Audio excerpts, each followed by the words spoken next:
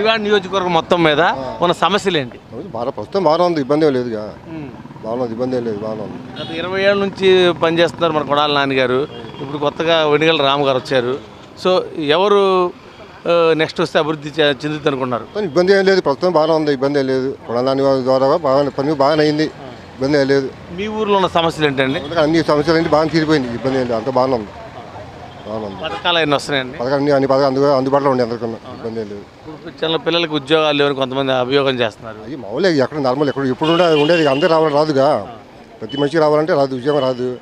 100కు 10 మంది 20 మంది 30 మంది వస్తామంటే మన ప్రయత్నం మనం చేసుకోవాలి. అది ఇప్పుడు చంద్రబాబు నాయుడు ఒక్క ఛాన్స్ ఇవ్వండి నాకు, చంద్రబాబు నాయుడు లాస్ట్ ఛాన్స్ ఇవ్వండి అంటున్నారు. జగన్ గారు ఇంకొక ఛాన్స్ ఇవ్వమంటున్నారు.